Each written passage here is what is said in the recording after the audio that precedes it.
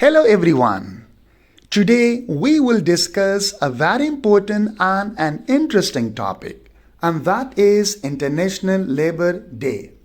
International Labor Day is celebrated all over the world on 1st May, and in some parts of the world it's a public holiday, including Pakistan, Japan, United Kingdom, and some other parts of the world it's a public holiday. But the question arises that why do we celebrate 1st May as a Labor Day? Right? So we will discuss the historical background of Labor Day. And we will also discuss that what is the current scenario of labors in different parts of the world. So let's first discuss the historical background of the Labor Day. Introduction. The heart of Labor Day. Imagine the harsh clinch of factory bells at dawn in 1800s. Imagine that you're living in 1900, right? In 19th century. 1800s mean in 19th century. And that is after Industrial Revolution, where the children, the women and men work in factory for long hours, for 14 hours, for 16 hours. Without any break, without giving any incentives, right? So imagine, right, that you heard harsh clank of factory bells at dawn in 1800s, and that is 19th century, as men, women and children begin their grueling 14-hour shift in dark, dangerous mills. Now exhausted with faces marked by struggle, right? People, men, women, children, very exhausted, and we can see this exhaustion on their faces. They held on to one simple dream, and that dream was a better life, that when they will have a better life, and a day will come that they will have a better life. Little did they know that dream would ignite a movement that would change the world forever. The dream they had that they would have a better life. They little know that their dream will change the entire world forever in future. So let's see, okay, what is the historical background? You can see some images of the 1800s or 19th century industries and factories where the children, men and women work for long hours. You can see children and their exhausted faces, how exhausted they are. And they had a dream of a better life, that when will they have a better life. You can see here, okay, that how tired and exhausted are these men, and even that women. And for 16 hours, 14 hours, right, without any, medicines, and without care of injury, that they will get some injuries, right? And they were working for their masters. So this was a time when these laborers, they work for 14, 16 hours a day, right? Now, Labor Day, May 1st. Modern Labor Day parade with colorful banners indicating the journey from past to present. So here we can see, this is you see the people are there, they are having some banners, and on banners Labor Day 1st May is written, and it remembers a journey from past to the present.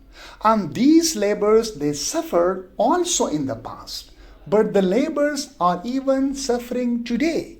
But what is the difference of these suffering? Let's see.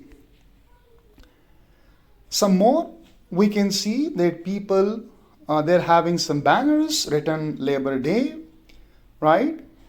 And here you can see the exhausted faces of children, right? Perhaps they're teenagers and they're working in factories. And even if you were a kid with the little fingers, so you would be given preference to work in a factory, because with the little fingers, and your little fingers would work a lot for them. Now, historical background, the 8 Historical background, the fight for the 8 hours day. How these laborers, they fought for 8 hours work a day. As I mentioned there before, 20th century, before 21st century, these laborers, they work for 14, 16 hours a day. But they protested for what? For 8 hours a day work. When did it begin? Let's see. In the late 19th century, not beginning, okay, it was industrial revolution time. Rapid industrialization brought unprecedented wealth. People got wealth because of industrialization. So there was a change, okay, there was a shift from feudalism to industrialization. And for industry, for factories, these we can say these rich merchants, these owners, factory owners, they need laborers, and these laborers had to work for long hours a day, and they would be given very little wages, right? So unprecedented wealth when after industrial revolution, but not for the workers who toiled to create it, right? All the wealth went in the pockets of the owners, factory owners, not in the pockets of the workers, of the laborers.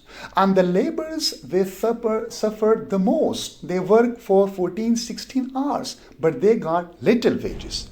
But most of the wealth, most of the money went in the pockets of the owners. Now factories ran around the clock, right? Factories ran around the clock with people working 60 or more hours a week. You see, 60 hours a week. In modern day, if we have, for example, 5 days a week, so we can say 805, that's 805, there'll be 40 hours. Okay, 805, that is 40 hours. But they work for 60 or even more hours than 60, 70 hours, even 80 hours. So a week, and often in brutal condition for meager pay. Very ordinary pay would be given to them, right? Very low wages would be given to them. Fine, and they would work for more than 60, 70 hours a day, a week. More than 60, 70 hours a week with little wages and very brutal conditions. No security, no safety of life, no medicine, no cure if they get injured. So these things did not exist. So they were treated like animals, more than animals, animalistic way. Now here you can see some worker, they working in a factory, and again you can see the frustrated and exhausted faces of children. So there was no weekend, no overtime, no weekend, no overtime pay. If, for example, you work extra hours, suppose, okay, that you had to work 16 hours a day, and if you work for 18 hours or for 19 hours, so you wouldn't be given overtime pay. Or for example, you work for 14 hours and you work for 2 hours more, so extra, or we can say that overtime pay would not be given to you, and there would be no weekend. Continuously throughout the week you had to work. There was no safety regulation, were nearly non-existent, right? See, safety regulations were nearly non-existent. If you got injured, right, so there was no treatment for you, okay, no security for you, no medical allowances for you. So that was the condition in 19th century of the workers. So as fatigue, injuries, and even deaths mounted, people died in factories, right? And they got fatigue, they got injured, they died, but no security for life. So a rallying cry emerged from the working class. These working class, they cried for their safety, for their rights, and they cried for work that 8 hours for work and 8 hours for rest. This was a slogan: 8 hours for work and 8 hours for rest, and 8 hours for what we will. So this was the distribution later on when many of the laborers, they died, they got injured, there was no security, and their life was very, very miserable. So they raised this slogan, 8 hours a day for work, 8 hours a day for rest, and 8 hours per day would be well. So a demand for an 8 hours work day and human condition begin, right? That we will work for 8 hours a day in a human condition, not in an inhuman condition, right? In a human condition. Now again, you can see some images, right? That is work, rest, okay? 8 hours work and 8 hours for rest. By the 1880s, now that is the end of 19th century, labor unions and worker groups across North America and Europe were organizing and agitating. When? That was the end of 19th century. What happened? Labor unions and worker groups across North America and Europe were organizing and agitating. In the United States, the Federation of Organization Trades and Labor Unions are a precursor to AFL, American Federations of Labor, right? American Federation of Labor declared that by May 1st, 1886, the 8 hours day would be the new standard. So these union laborers and this AFL, American Federation of Laborers, they declare on May 1st. That's why that we celebrate 1st May as a Labor Day. So it was May 1st, 1886, when this AFL, American Federation of Labor, they declare that we will work 8 hours a day. Okay, that would be a new standard for the workers. So if employers wouldn't grant it, workers would strike to make it so. If the owners did not agree with this, so then the employers would strike. They will go for strike. So this declaration set the stage for a historic confederation between workers and the industrial bosses. So this was the tussle, this was the issue. When on May 1st, 1886, these labor union and American Federation of Labor, they declare 8 hours a day, right? A new standard. And if these owners, factory owners, bosses, do not let them or do ask them to work more than 8 hours, they'll go for strike. So a confrontation began between bosses and the workers. 19th century factory workers, for example, exhausted laborers in a textile mill or crowded steel factory floor. You can see exhausted labor. 19th century, right? These are the laborers in a textile mill. They work day and night, but got meager pay, little wages. So this was the condition of laborers in Europe and America in 19th century. Now, a bold printed proclamation or flyer from the 1880s announcing the call for the 8 hours workday, perhaps with May 1st, 1886 date. So this is the reason that we celebrate May 1st as a Labor Day. What happened? On 1st May 1886, there was a declaration by AFL that a new standard for the laborers would be 8 hours a day. And you can see this flyer, right? There would be written, okay, that 8 hours a day, right? Not more than 8 hours a day. Fine. So 8 hours labor and 8 hours labor and 8 hours recreation and 8 hours rest. So 8 hours for recreation, 8 hours for the rest, and 8 hours that is for the work. So this was a new standard which was declared on May 1st, 1886 in America. Now, this is a tragedy. What happened? The Haymarket Affair, tragedy and martyrdom. What happened? Now, the fight for the 8 hours day reached a boiling point in Chicago, a state of America, in May 1886. On May 1st, tens of thousands of workers in Chicago and hundreds of thousands nationwide walked off their jobs and poured into the streets in a general strike.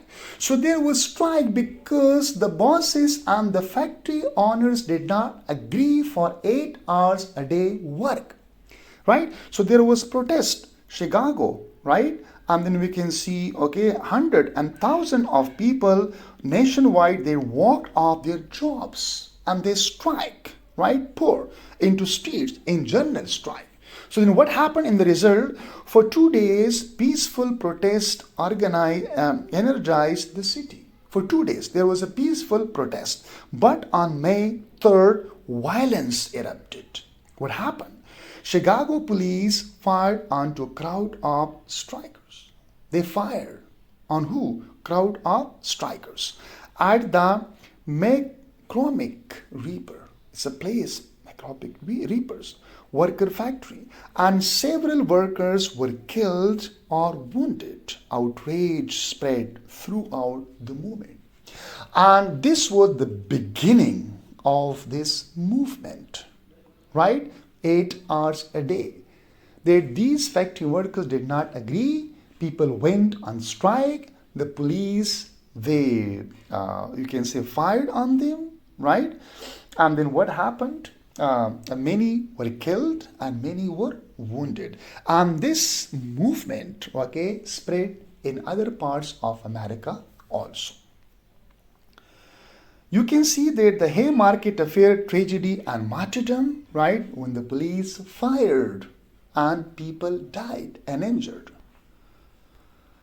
Now, on May 4, 1886, labor leaders organized a peaceful meeting at Haymarket Square to protest police brutality. Again, they organized what? A meeting. Where? At Haymarket Square to protest police brutality. That what police did with them, fired on them. Right? So the gathering started calmly, but as the night went on, the police moved to break it up, right? And suddenly a bomb was thrown onto the police ring, followed by chaotic gunfire. A bomb was thrown on the police. And then what happened? Who threw the bomb? Nobody knows. An unknown person threw a bomb, right? On a police, and then there was a chaotic gunfire. The police started fire. And in this fire, then we can see the workers, again, there will be the killing of workers. So the explosion killed 7 police, because when the bomb blasted, it was gunfire. So 7 police officers, they were killed, and at least 4 civilians, with many other injured. In response, authorities arrested several prominent labor activists and anarchists in Chicago, seeking someone to blame for the violence. And 7 these activists, labor activists, they were caught and they were brought before the court trial, and they were announced some sentences, death sentences. You can see these are the 7 people. And there was trial against them. For what? Or for killing of the police, of this gunfire, of the bomb blasting. Then first what happened, that after the bombing, a high-profile trial captured global attentions, and 8 men known for their strong pro-labor views were charged with conspiracy in the bombing, and despite weak evidence and the fact that some weren't even at the scene. Even some were not at the scene, but they were caught. So the trial was widely seen as unfair and fueled by anti-immigrants and anti-union sentiment. 7 of the men were sentenced to death, right? 7 of the men were sentenced to death. One was left, and one received 15 years as prison. So 8 people were there, and 7 were death sentence, and one was for what? 15 years prison. Now, on November 11, 1887, 4 were hanged in Chicago and singing labor songs as they went to the gallows. So, one man took his own life in jail. He killed himself, he committed suicide. And the remaining 3 were pardons in 1893 by the aliens governors who acknowledge the injustices, right? So consequences that these fallen activists became honored as the Haymarket martyrs. So the courage and the unfair trial sparked global sympathy and solidarity among workers. So we can say that vigils and protested for the Haymarket martyrs were held around the world, and Haymarket tragedy born of the flight for the better working day and would soon give birth to a new tradition. The trial Haymarket Square tragedy, newspaper Haymarket Square tragedy, and the trial Haymarket Square tragedy again. And these are the 8 Haymarket Square tragedy, 8 people. And this is the square market, a Haymarket Square tragedy statue. So birth of International Worker Day. Now the Haymarket affair, though a dark chapter, it lit a spark that spread worldwide. In 1889, an international federations of socialist and labor parties known as Second International met in Paris, and moved by the sacrifices in Chicago, they declared that May 1st would be a day of international demonstration for worker rights, particularly the 8 hours work day. This was a bold act of solidarity. Workers of many languages and nations would henceforth stand together on May 1st to honor the fallen and press for justice. Now, the very next year, 1890, saw the first organized International Workers' Day events, and all across Europe and beyond, workers held march and rallies. In London, for example, over 300,000 people turned out at a May Day demonstration in 1890 to honor the Haymarket martyr. Never before had the world seen coordinated worker protests on such a scale. From Paris to New York, from Berlin to Barcelona, the 1st of May became a synonym with labor's cause. So a day remember the past struggles and demand a better future. 8 hours labor, 8 hours recreation, and 8 hours rest. Throughout the late 19th and early 20th century, the tradition grew. May 1st evolve into an annual celebration of labor's triumph and struggle. It wasn't just about the 8 hours day anymore. It encompasses broader fight for fair wage, safer workplace, the right to unionize, and end to child labor. In many countries, labor unions and socialist parties took the lead to organizing May Day parades and rallies, often facing police crackdowns in early years.